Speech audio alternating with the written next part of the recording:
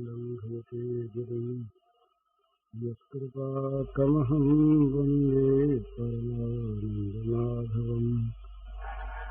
श्रीमन्मदनगोपालं बृन्दारण्यपुरन्दरं श्रीगोविन्दं प्रपद्येऽहं दीनानुग्रहकारकम्।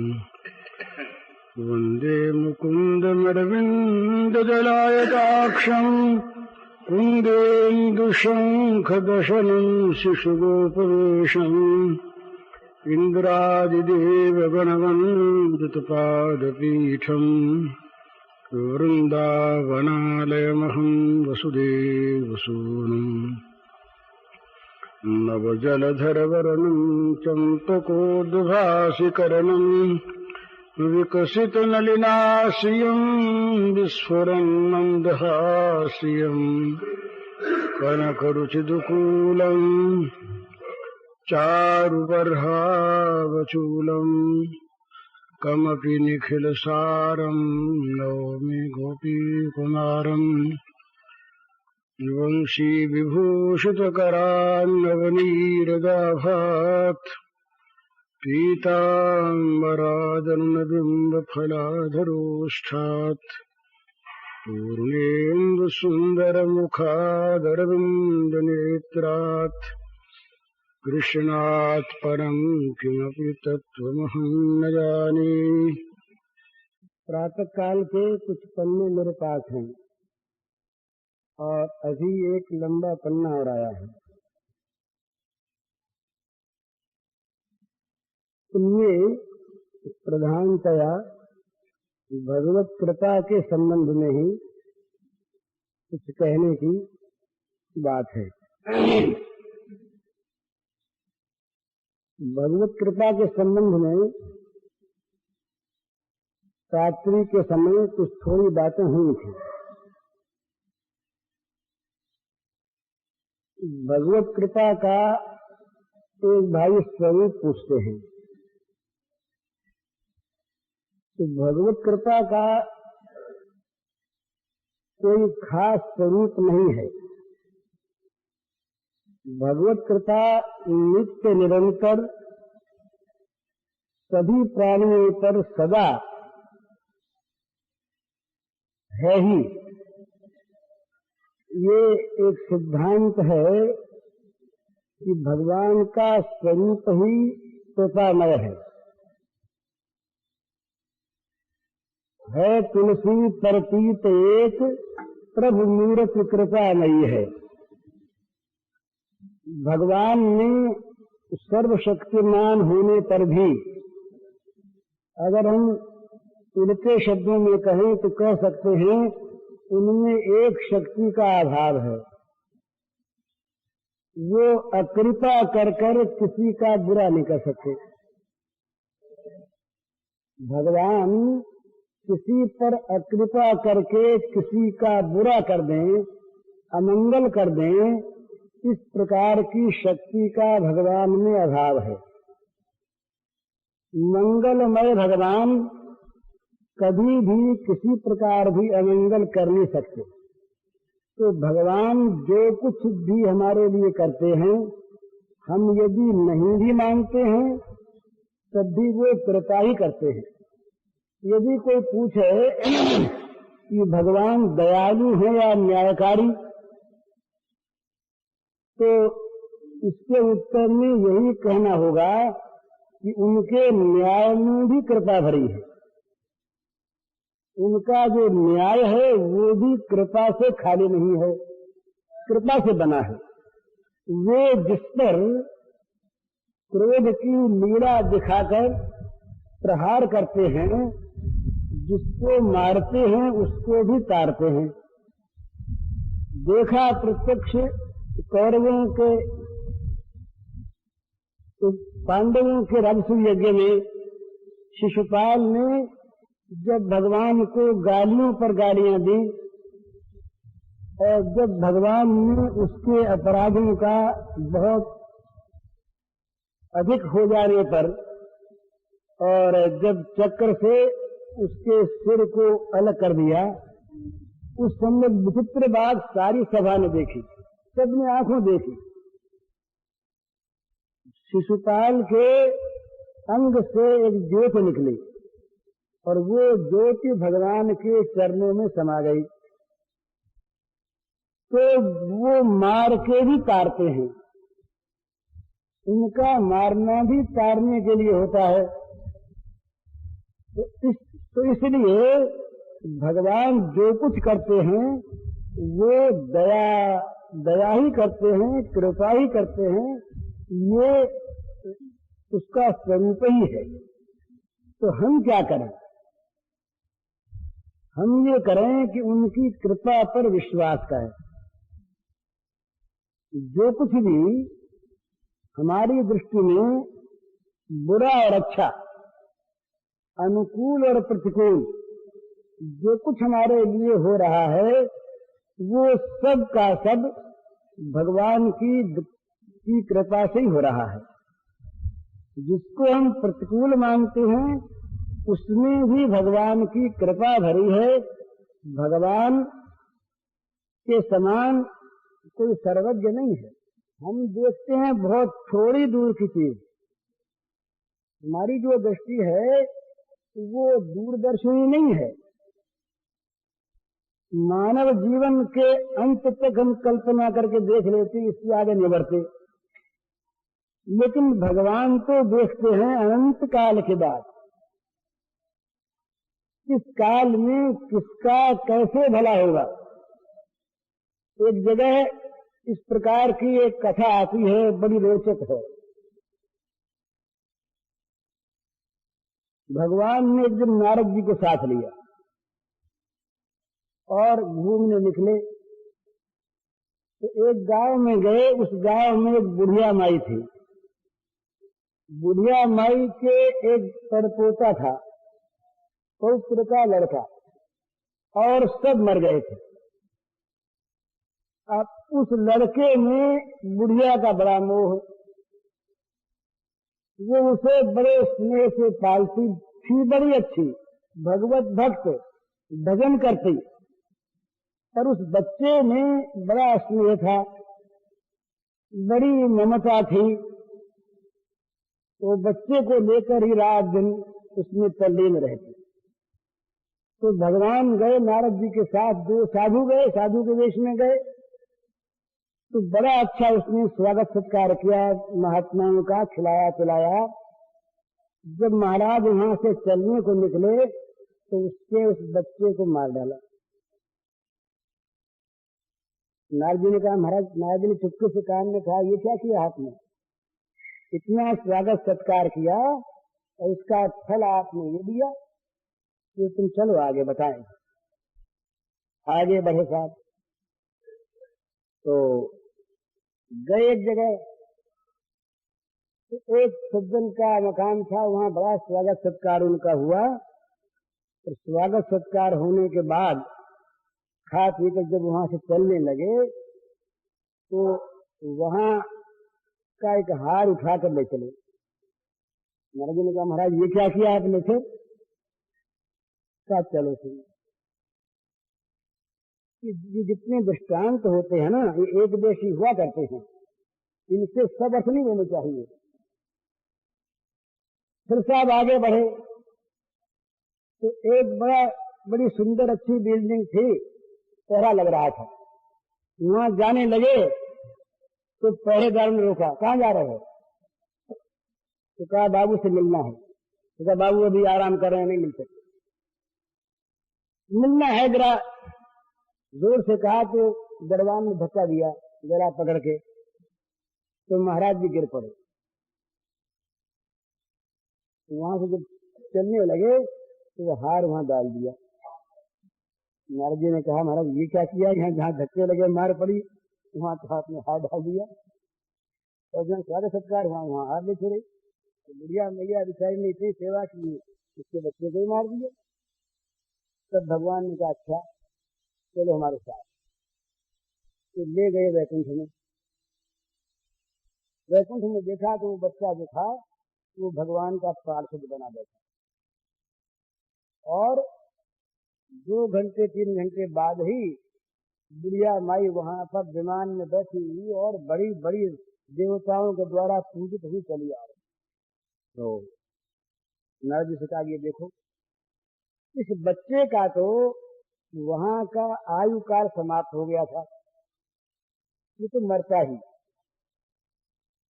और वो बुढ़िया अगर ये न मरता तो उसके मोह में मुझको भूलने लगी थी। तो ये जब मर गया तो बुढ़िया ने तमाम मन की वृत्तियों को मुझ में एकदम लगा दिया। अंत काल में उसकी वृत्ति मेरे में लगकर तल्लीन हो गई, तो वो तो मेरे यहाँ ऐसे आ गई, और इसकी मृत्यु में मैं निमित्त बना, ये भी यहाँ आ गया। तो बताओ मैंने दोनों का भला किया या किसी का बुरा किया? अब बोले उन दोनों का हाल देखो, चलो जरा उनके जो आगे का हाल है वो तो पीछे मिलेगा, वो तब तक मरे भरे नहीं है ना। अब उनके घर चल के हाल देखो। तो क्या था, जिसके यहाँ वो हार ले आए थे उसके यहाँ कुछ बदमाशों ने, शरारती लोगों ने, ठगों ने उसको अपने फंदे में ले रखा था। तो वो साधु के नाम पर, महात्मा के नाम पर, भक्त के नाम पर आते फटे ले जाते, उसको मालूम होता नहीं ठगी की चीज। अब वो हार जाने से सावधान हो गया, अब वहां पर ठगों का आना बंद हो गया बिल्कुल। तो वो बड़ी विपत्ति से बचा। और जिसके यहाँ धक्के पड़े वहां साधु महात्मा के लिए कभी कोई स्थान था ही नहीं। तो दरबार ने जाकर के हार ले जाकर बाबू को दिया, ये हार है। तो वो तो कहा कहाँ से आया? तो कहा 1-2 साधु आए थे और वो ऊपर आपसे मिलना चाहते थे। तो बोले तुमने तो निकाल दिया ना? बोले हाँ, उसी वक्त निकाल दिया धक्का दे करके। तो बोले हार कहाँ से आया? बोले हार वो डाल गए। अरे बोल तो तुमको लाना चाहिए था। अब बोले तो साधु महात्मा आया करे, उसको हमारे पास ले आया करो, उनका सत्कार करेंगे। तो यहाँ सब समागम हो गया। अब बताओ हमने भला किया या बुरा किया? तो ये दृष्टांत है, ये लंबा चलता है, पर कहने की बात ये है कि हम देखते हैं बहुत नजदीक की चीज, भाई बच्चा मर गया तो बड़ा दुख है। बच्चे के लिए हम क्यों रोते हैं? हमारी बच्चे में ममता थी इसलिए रोते हैं।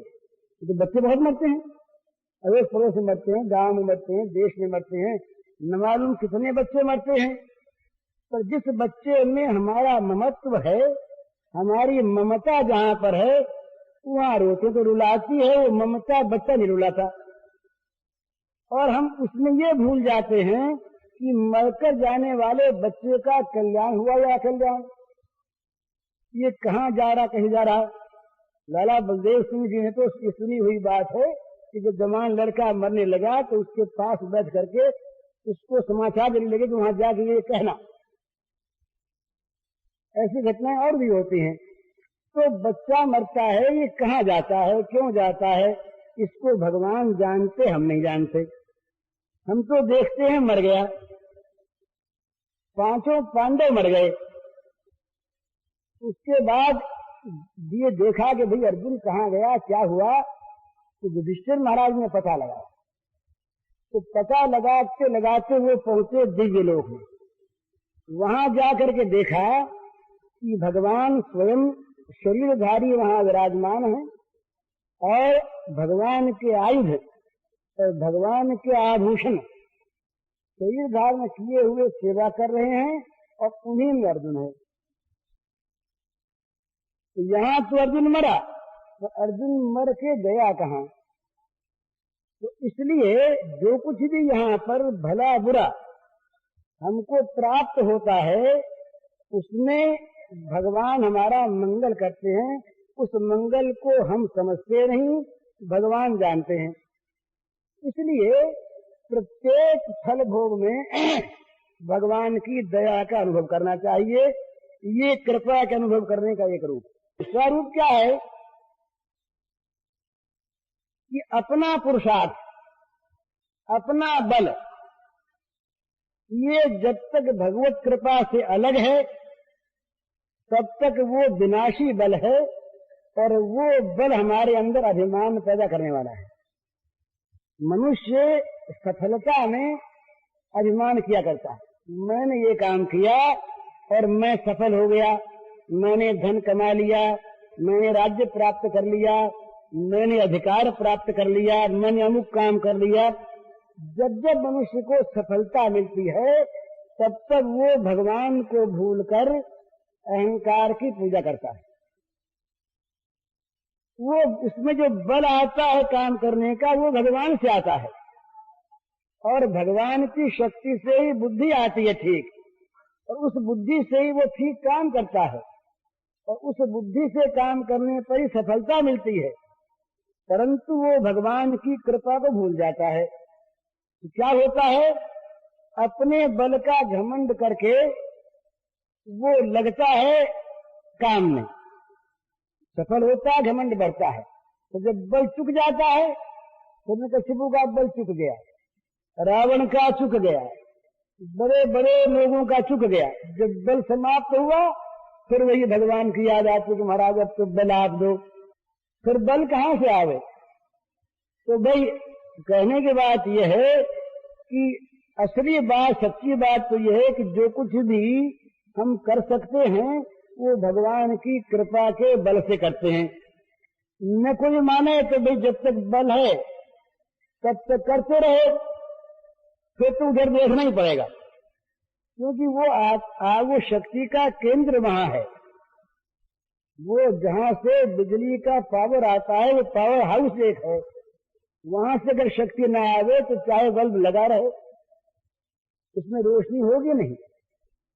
तो शक्ति वहां से आती है, तो भगवान की कृपा के बिना कुछ होता नहीं। इसलिए अपने बल का भरोसा छोड़कर, अपने बल का विश्वास छोड़कर, अपने पौरुष का, अपने पुरुषार्थ का गर्व छोड़कर अपने आप को भगवान की कृपा पर निर्भर कर दे। एक और बात है, कोई आदमी अगर ये समझे कि हम तो भगवान की कृपा पर निर्भर हो गए, अब भगवान जब मिलेंगे तब मिल ही जाएंगे, प्रेम प्राप्त होगा तब हो ही जाएगा, उसके लिए हम व्याकुल क्यों हों? और व्याकुल यदि हम होते हैं तो निर्भरता कैसी? तो सच पूछिए तो व्याकुलता में और निर्भरता में कोई विरोध नहीं है। भगवान के लिए जो व्याकुल है उसके पास अपना बल नहीं है। अपना बल होता तो अपनी व्याकुलता को मिटाता किसी बल से। तो जो व्याकुल भगवान पर होगा, भगवान के लिए होगा, वो भगवान पर ही निर्भर होगा, उसके पास और कोई उपाय नहीं है। और जो निर्भर होगा भगवान पर कि भगवान की प्राप्ति भगवान की कृपा से ही होगी, वो भगवान की प्राप्ति के लिए निराश होकर नहीं बैठेगा, वो व्याकुल हो जाएगा। तो इससे एक बात सिद्ध ये समझ लेने की है कि जिसको भगवान की पर निर्भरता है वो आलसी नहीं है, वो साधनहीन नहीं है, वो कुछ साधन को छोड़ बैठा हो। जिसको भगवान की कृपा पर विश्वास है वो हाथ पर हाथ रख के बैठ गया, ये बात नहीं है। वो भगवान की दी हुई जितनी ताकत है उस सारी ताकत को लगाकर एक तरफ वो पूरा पूरा साधन करता है जितना उससे बन सकता है, परंतु उसके मन में उस साधन का आश्रय नहीं है, उस साधन का भरोसा नहीं है। वो साधन भी आता है कृपा से ही, तो साधन बनता भी है कृपा से ही, तो साधन में सिद्धि भी होती है कृपा से ही।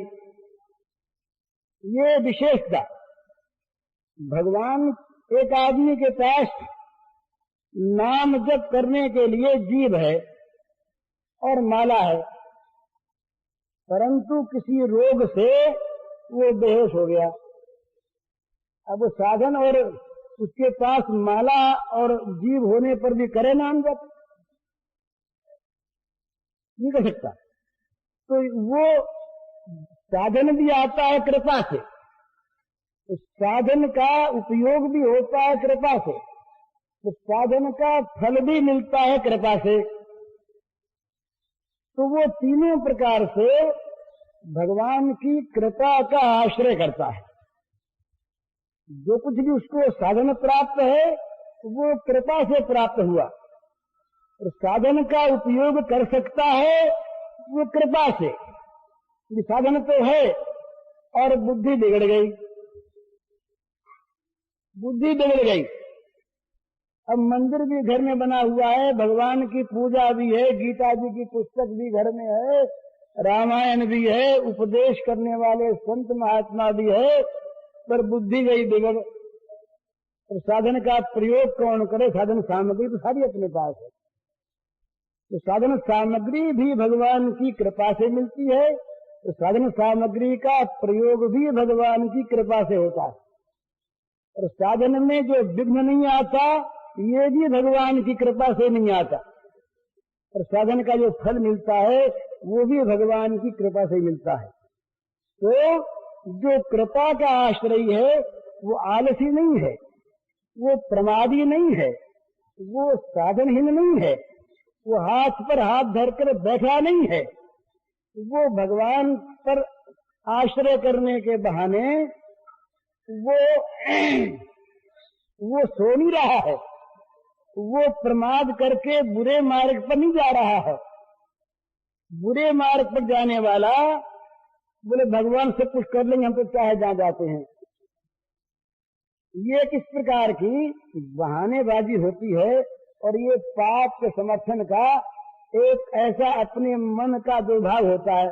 हमारे पास अभी कुछ दिनों पहले एक पत्र आया, उसमें लिखा कि वृंदावन में हम रहते हैं और धाम में रहते हैं, तो धाम में रहकर हम पाप करें, विचार करें, झूठ बोलें, इसमें कुछ भी आपत्ति नहीं, क्योंकि धाम में जो रहते हैं, धाम में रहने से सब कुछ अपने आप ठीक हो जाएगा। तो ये ठीक है कि धाम का निवास मनुष्य के पाप का नाश करता है, पर धाम के आश्रय पर पाप करना ये तो धाम को कलंकित करने जाना है। और ये लिखा है कि उसका जो तीर्थ में रहकर पाप करता है उसका पाप वज्रलेप हो जाता है, ये लिखा है शास्त्रों में, स्कंद पुराण में आया। तो इस प्रकार से यदि कोई ये कहे कि हमने तो भगवान की कृपा का आश्रय ले लिया, अब वो कृपा हमें चोरी में भी सफलता देगी, वो कृपा हम किसी को लूटेंगे उसमें भी हमारी सहायता करेगी, वो कृपा हम दुराचार करेंगे उसमें भी हमारी सहायता देगी, और वो कृपा हम कुछ भी काम न करके और दिन भर सोएंगे तब भी सहायता देगी। तो ये सब जो है ये तो वास्तव में वस्तु का दुरुपयोग है। भगवत कृपा का जो आश्रय है वो पापी नहीं होता, भगवत कृपा से पाप कट जाता है, इसमें कोई संदेह नहीं, पर भगवत कृपा के आश्रय से पाप नहीं होता। भगवत कृपा के आश्रय से मनुष्य में अभिमान नहीं आता, आलस्य नहीं आता, प्रमाद नहीं आता, कर्तव्य का त्याग नहीं आता, और दुराचार तो आता ही नहीं। तो भगवत कृपा को मानने वाला तो बहुत अधिक साधन संपन्न होगा।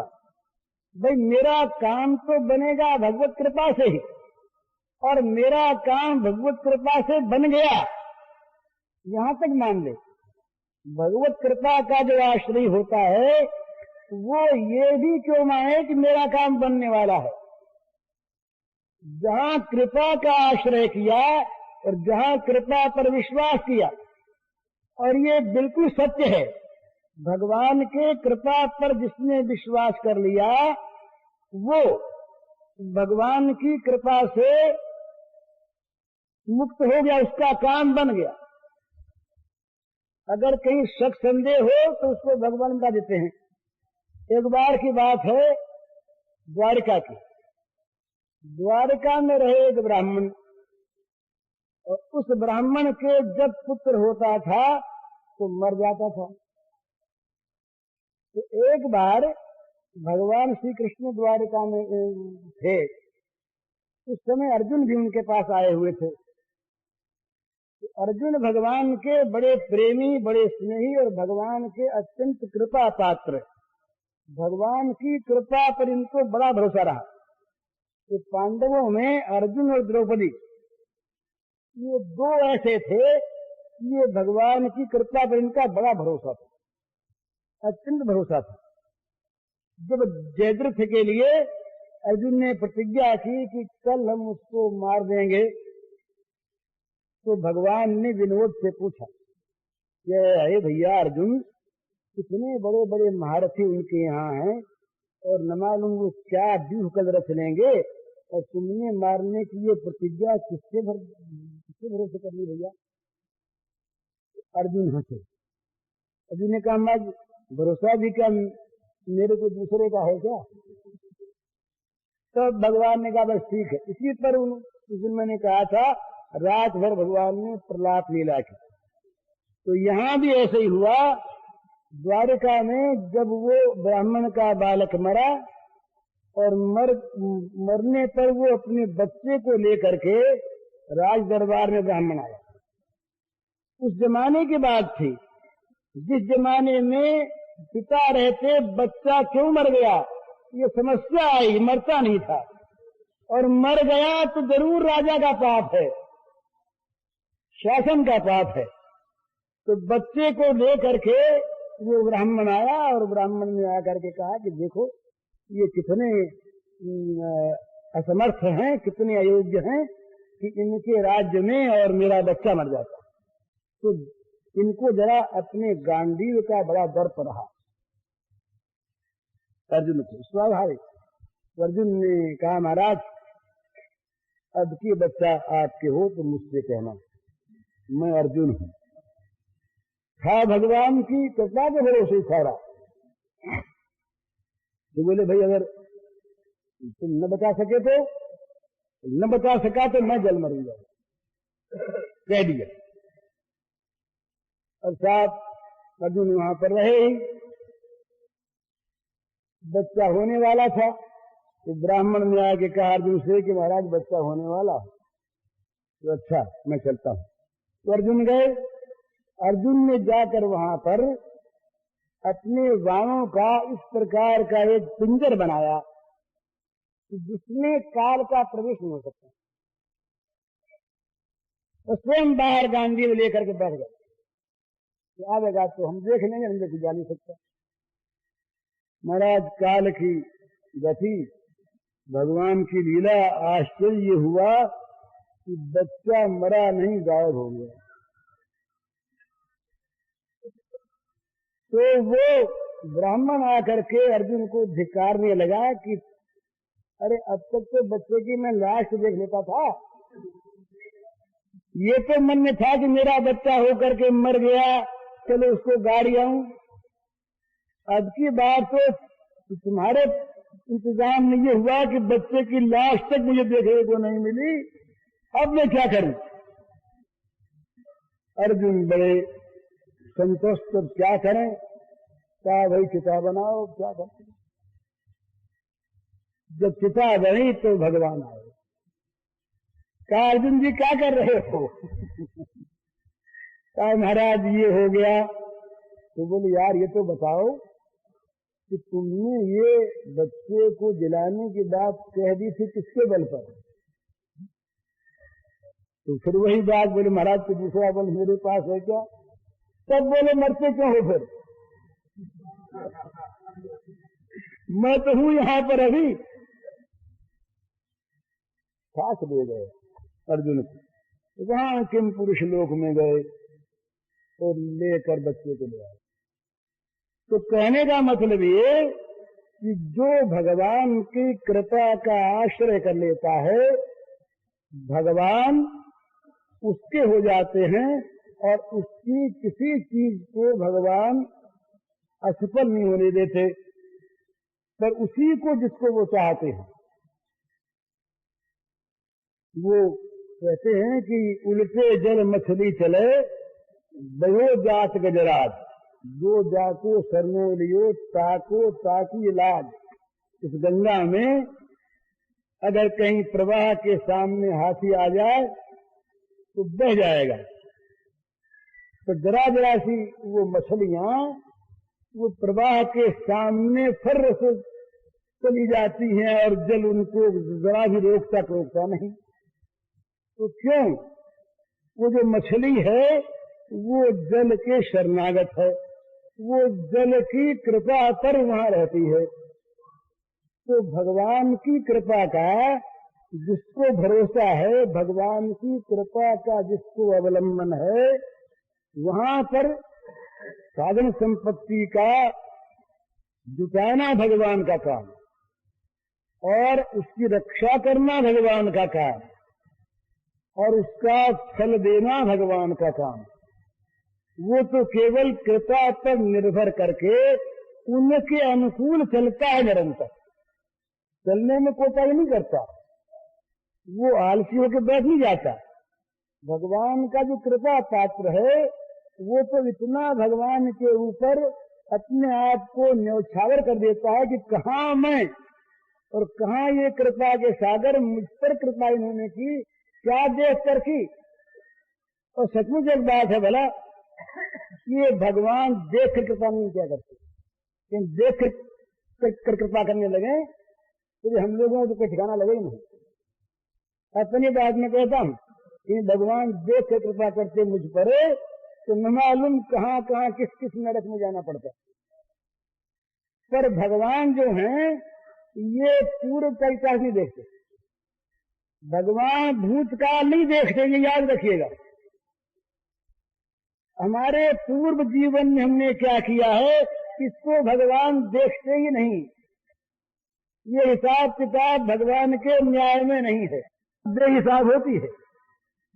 सच्ची बात है, भगवान की जो कृपा होती है तो ये जगत का जितना न्याय है ये कहीं रह जाता है।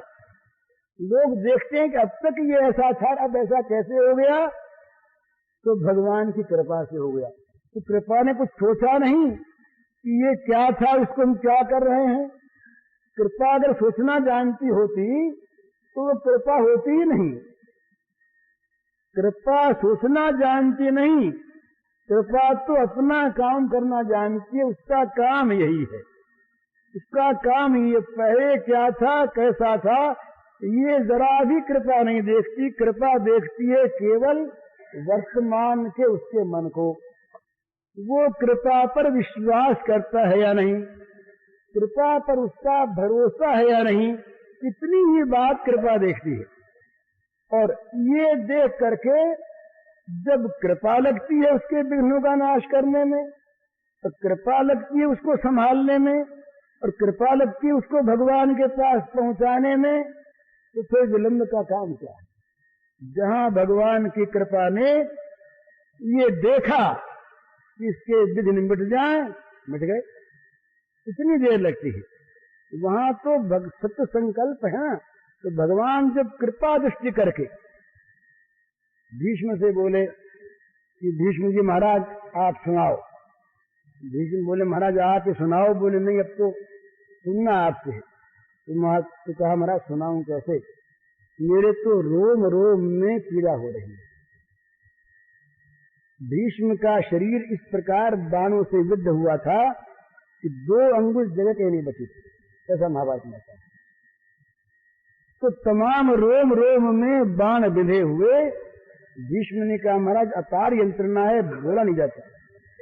महाराज ने जरा कृपा की आंख से देखा, कृपा की आंख से देखा, यूं देखा और देखते ही सारी पीड़ा नष्ट हो गई। ये बहुत मामूली बात है। भगवान की कृपा की आंख से देखने पर शरीर की पीड़ा नष्ट हो जाए ये कोई बहुत बड़ी चीज नहीं है। उनकी कृपा तो जिस तरफ झांक लेती है उस तरफ भगवान उसके बन जाते। कृपा भगवान को जितनी जल्दी लाती है कोई साधन नहीं लाता। जितने साधन हैं उस सारे के सारे साधन किसी न किसी प्रकार की त्रुटि रखते हैं, किसी आवश्यकता को बीच में रखते हैं। तो जो भगवान की कृपा है ये बस ऐसी है कि भगवान को पकड़ लाती है और भगवान के पास उसको ले जाती है और कहती जबरदस्ती गोद में बैठाना पड़ेगा। कि कृपा में ही ताकत है। श्रीमद् भागवत के टीका में सनातन गोस्वामी ने ये लिखा है कि भगवान की कृपा शक्ति की तुलना शक्ति से होती नहीं। कृपा शक्ति जहां अपना काम करने लगती है वहां भगवान की सारी शक्तियां उसके साथ होकर उस कृपा की सहायता में लग जाती है। तो भगवान की कृपा जो ऐसी है वो फिर क्यों नहीं मिलती? क्या भगवान की कृपा में वैषम्य है? एक को मिले एक को नहीं? बोलना ऐसी बात नहीं। ऊर्ध्वम सर्वभूतानां, तो फिर क्यों नहीं मिलती? इसीलिए नहीं मिलती कि उस पर विश्वास नहीं करते। कृपा पर विश्वास करो तो कृपा मिली हुई है, कृपा पर विश्वास न करो तब भी कृपा तो है ही, पर कृपा का जो सुंदर सुंदर अनुभव है वो हमें नहीं हो रहा है। एक बात सुनाई उन्होंने कि भाई एक आदमी था, वो आदमी जंगल गया था, जाके आया, कुएं पर गया, हाथ धोया तो वो भूल गया था दातुन। किसी ने नाच दातुन दे दी उसी समय, तो वो नाच उठा। तो देखो ना कितना ख्याल करते हैं। मामूली मामूली बात का दत्वन में भूल गया तो पहुंचा दिया। अब वो दत्वन की बात छोटी थी तो उसने उस कृपा को समझ लिया, बस समझ में आ गई कृपा, अब वो तो निहाल हो गया।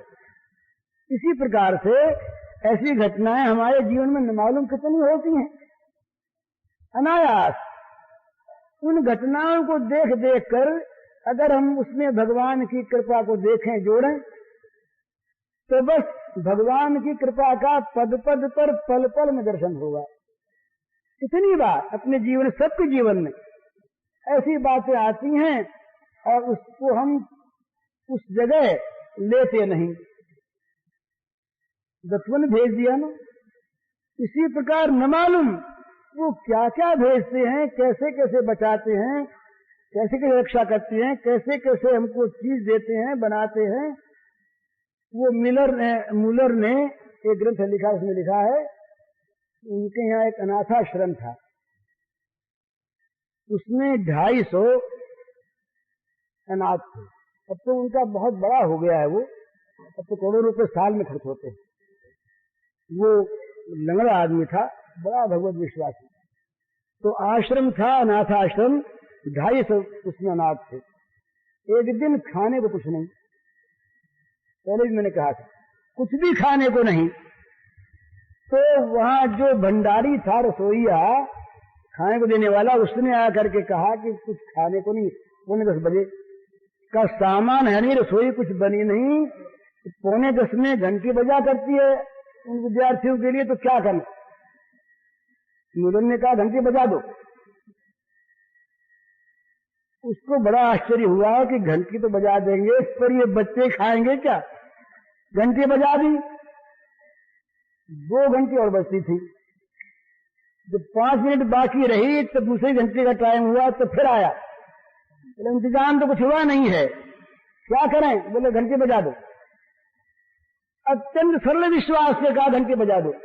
घंटी बज गई। वो देखता है कि देखें 5 मिनट में क्या होता है, कि घंटी बजा दो तो कह दिया, ये कह देते कि भाई कुछ देर ठहरो, इंतजाम करते हैं, बच्चे देर से आओ। उसको विश्वास नहीं था। घंटी बज गई। अब जब वो आखिरी घंटी बजने को थी, 10 बजे ठीक, 1 मिनट पहले वो आया। उसने कहा अब क्या करें? क्या घंटी बजाओ?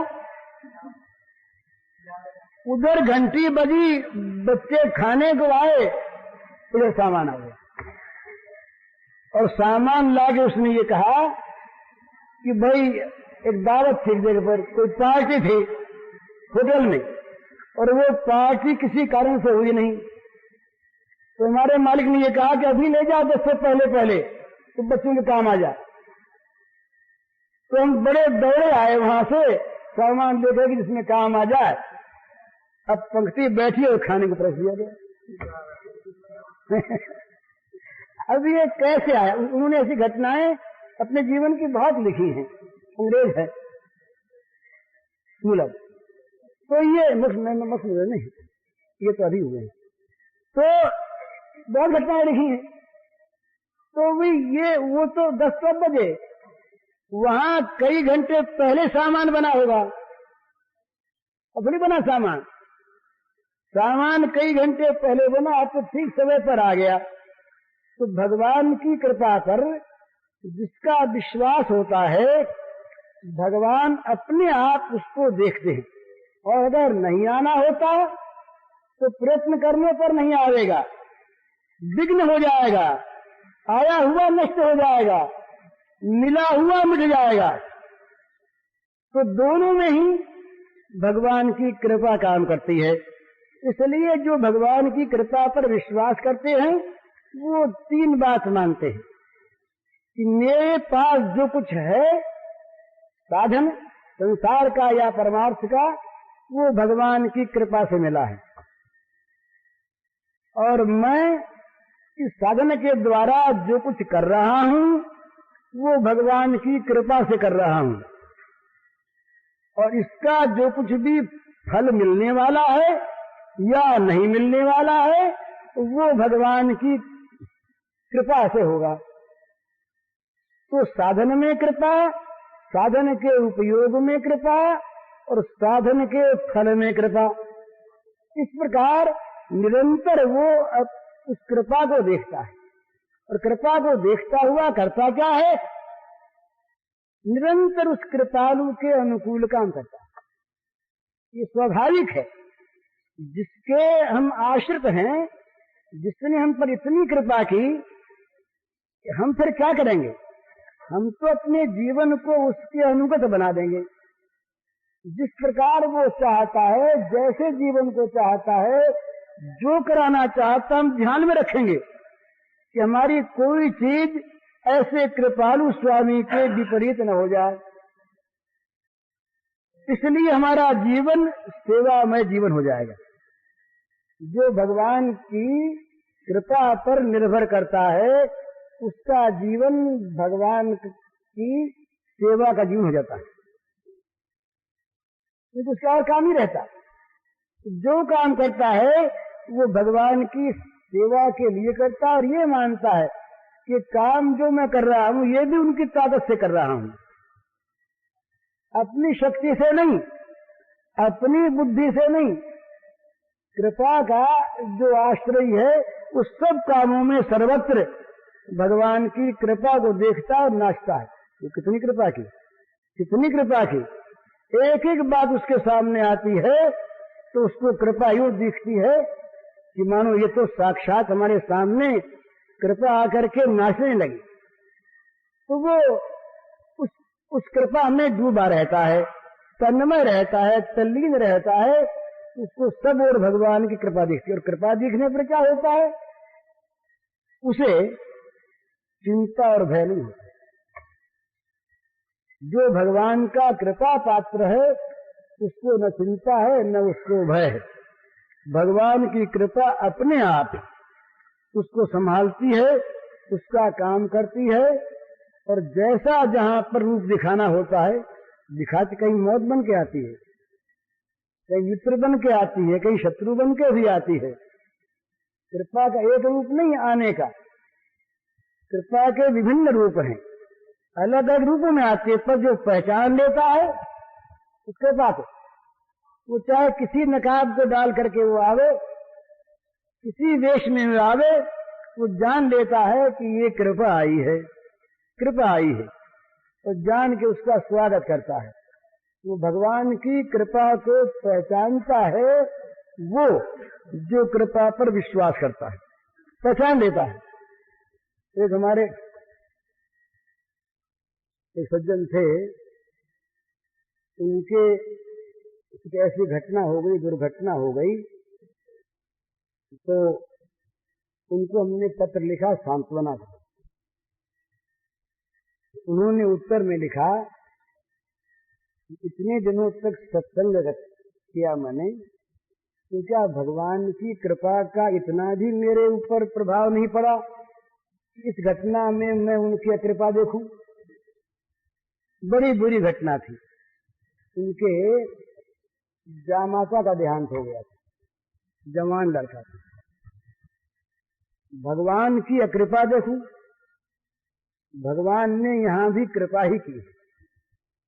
तो ये तब पता लगता है जब प्रतिकूलता आती है। अनुकूलता में तो हम सभी कह देते हैं भगवान की बड़ी कृपा है, पर जब प्रतिकूलता आती है, जब दुख आता है, जब विपत्ति आती है, जब संकट आता है, उस समय यदि हृदय भगवान की कृपा को उसमें देखता है और कृपा को देखकर प्रसन्न होता है,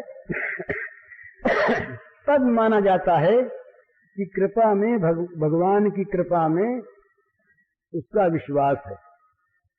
मुझे याद नहीं है कौन लड़की थी, मुझे बनारस में एक लड़की मिली थी कोई 10-12 वर्ष पहले। उस लड़की को की बातों से मैं चकित हो गया। छोटी उम्र की लड़की थी, शायद रंगून से या कहां से आई थी, और उसके पति का देहांत हो गया था साल भर पहले। वो उसने इस सारी चीजों को भगवान की कृपा में घटा लिया। उसने कहा मुझसे कि भाई जी, मुझ पर जितनी कृपा उतनी जगत में होगी किस पर। जिन विषयों को बड़े बड़े त्यागी सन्यासी लोग छोड़ा करते हैं, उन विषयों से मुझे भगवान ने दूर कर दिया। इतनी कृपा। मैं इन बच्चे वालियों को देखता हूं, ये बच्चों के लिए कितनी त्रस्त रहती हैं, रोती हैं, दुखी रहती हैं, आज बीमार हो गया, आज वो हो गया, आज हो गया, और मैं देख कितने स्वतंत्र हूं, मैं कितनी सुखी हूं। फिर न मालूम उस एक बंधन के पीछे कितने बंधन और पैदा होते, और न मालूम क्या क्या विपत्तियां मुझ पर आती। और मेरे अगर मैं अगर वैसी होती तो मेरे मन में न मालूम गहनों की शौक, कपड़ों की शौक पैदा हो जाती, और वो मुझे न मिलते तो मुझे कितना दुख होता।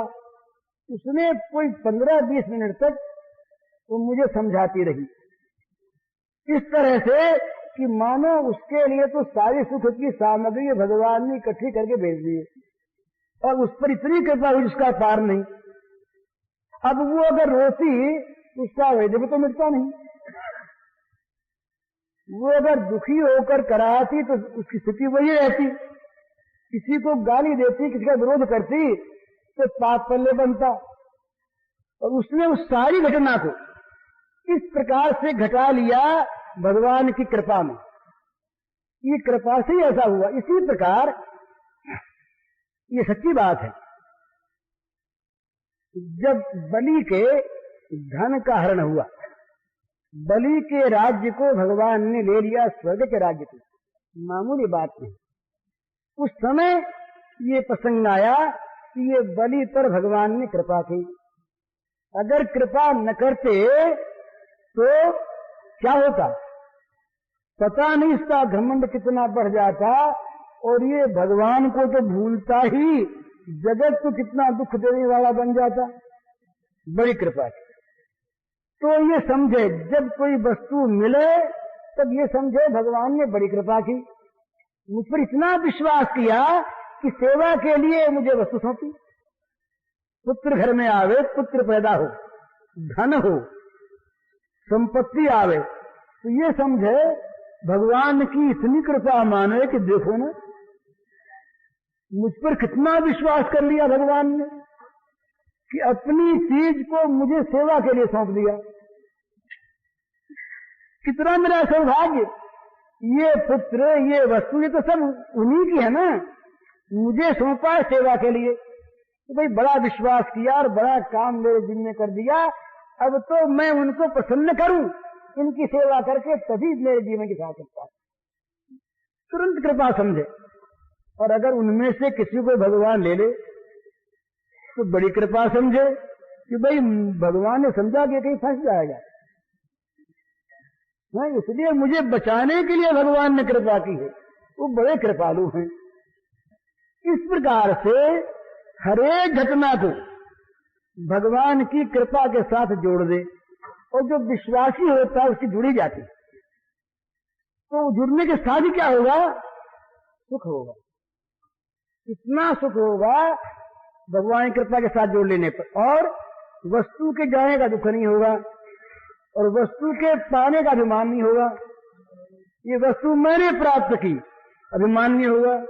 वस्तु पर ममता नहीं होगी, ममता में से आसक्ति नहीं होगी। वो नहीं होगी तो बंधन नहीं होगा और फिर उसके बिछुड़ने पर कभी दुख नहीं होगा। तो मिलने पर भगवान की कृपा माने इस रूप में कि बस ये भगवान की बड़ी कृपा है, इतनी वस्तु में सेवा के लिए सौंप दी, अब मजे में काम करो। तो वो घर में रहकर महाराज बिना माया फेरे हुए और अपने बच्चों को पालता हुआ वो दिन भर भगवान की पूजा करता है। अगर ये भाव है तो दिन भर घर का प्रत्येक काम भगवान की पूजा, झाड़ू देने से लेकर जितना काम वो सब का सब भगवत पूजा, क्योंकि वो भगवान की पूजा के लिए घर में रहता है। घर भगवान का मंदिर, जितने घर के मेंबर्स वो सारे के सारे भगवान के स्वरूप, जितनी वस्तुएं वो सारी की सारी भगवान की सामग्री। हम क्या हैं? उन वस्तुओं को संभालने वाले, सेवा करने वाले, ईमानदारी के साथ सेवा करे, अपना माने नहीं। न उस घर के नफे में हमारा हक है और न उस घर की संपत्ति पर हमारा स्वामित्व है और न उस घर के तमाम मेंबरों से हमारा कोई ममत्व का संबंध है। मानो सभी राम के नाते, बस भगवान के नाते से इनका नाता है, नहीं कोई नाता नहीं, नाता कोई है ही नहीं। भगवान के संबंध से इनका संबंध है। तो कहते हैं या जग में जहाँ लगिया तनु की प्रीति प्रतीति सगाई, सो सब तुलसीदास प्रभु ही सो सिमट एक थाई। कभी इस जगत में इस शरीर की जहां जहां प्रीति है, जहां जहां प्रतीति विश्वास है और जहां जहां अपनेपन का संबंध है, आत्मीयता है, वो सारा का सारा सब जगह से सिमट कर एक भगवान में आ जाए। तो सारी वस्तुओं का संबंध, वस्तुओं के सेवन का संबंध, ये जब भगवान से हो गया तो भगवान की कृपा से भगवान ने अपनी वस्तु दी, भगवान ने अपनी कृपा से इनकी सेवा संभाल का काम सौंपा, भगवान ने अपनी कृपा से इनकी सेवा करने की शक्ति भी दी। ये शक्ति न होती सेवा करते कहां से? अब ईमानदारी भगवान ने दी कि ईमानदारी से अपना न मानते हुए, ममत्व न करते हुए, आसक्ति न करते हुए भगवान की चीज भगवान के लिए भगवान की दी हुई शक्ति से हमारे द्वारा सेवित होती रहे बस। और जब चली जाए चीज तो बहुत आनंद। अरे हमें तो मतलब उन भगवान से है ना। क्या सोचिए किसी किसी किसी व्यापारी के दुकान की 20 जगह ब्रांचेज हैं, शाखाएं हैं, और सब में अलग अलग मुनीम हैं, मैनेजर हैं। भाई यहां रुपए की लागत नहीं है और उस दुकान में लागत है। इस दुकान पर हुंडी करके उस दुकान में रुपया भिजवा दिया तो हुंडी शिकार नहीं, मुनीम रोएगा क्या? दोनों दुकान मालिक की, दसों दुकान मालिक की, मालिक का रुपया रहेगा मालिक की दुकान में, हुंडी की मालिक ने तो तुरंत हम न चकारेंगे तो मालिक की इज्जत पर बचा लगेगा। भाई ये क्या है, मुनीम कहीं बेईमान तो नहीं हो गया? रुपया कहां चला गया, क्यों हुंडी नहीं सकरी? तो चीज जाएगी मालिक के यहाँ और है मालिक की, तो बड़ी प्रसन्नता के साथ वो हुंडी सुकार देगा, रुपए वहां भेज देगा। इसी प्रकार से जब वस्तु जाए तब समझे कि भगवान ने बड़ी कृपा की, मुझे बड़ा ईमानदार माना। वो देख रहे हैं कि रुकिए कहीं अपना तो ईमान है इसने, ये ईमानदारी की परीक्षा कर रहे हैं कि क्या बात है। जब हमारे कोई दुख आता, संकट आता, कोई वस्तु जाती है, उस समय अगर हम उसको रखना चाहते हैं या किसी चीज पर हम अपनी ममता करना चाहते हैं, अपनी मानना चाहते हैं, तो भगवान कहते हैं बेईमान हो गया। चीज हमारी थी, तुम्हें यदि सेवा के लिए, संभाल के लिए तुम मालिक बन बैठे, तुम मालिक तो रहेगा नहीं। वो चीज छिन जाएगी और बेईमानी का केस चलेगा उस पर। चीज रहेगी नहीं उस पर अपनी माना उसने तो छोड़ते हुए दुख होगा और बेईमानी का केस चलेगा, उसको दंड होगा। तो भगवान कभी कभी तो परीक्षा के लिए चीजों को लेते हैं और कभी कभी उसका ट्रांसफर करने के लिए अच्छी जगह ट्रांसफर करते हैं, तो चीजों को ले लेते हैं कि तुम्हें अब इससे अच्छा काम सौंपेंगे। अरे कहीं कोई आदमी कहीं पर नियुक्त है, इसको किसी अच्छे काम पर दे देंगे, कोई ऊंचे काम पर, तो क्या रहे, बड़ी अच्छी बात है। तो इसी प्रकार से प्राप्ति में और विनाश में, वियोग में और संयोग में, मिलने में और बिछुड़ने में, जन्म में और मृत्यु में, दोनों में भगवान की समान कृपा का अनुभव करे वो भगवत विश्वासी है। जो भगवान का उसको फिर कभी दुख क्यों होगा?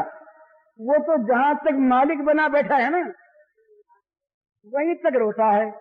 जहां मालिकी भगवान को सौंपी और सेवक हुआ और उनकी कृपा का भरोसा किया कि मस्त हो गया, अब अपना काम करता मोर्चा यहाँ रखो तो कहीं और ट्रांसफर कर दो, हर्ज क्या है? उसके लिए कोई भी दुख की बात नहीं। हरिओम। पूज्य श्री भाई के इस प्रवचन का शीर्षक है भगवत कृपा पर अनूठी व्याख्या और इसका कैसेट संख्या है 7।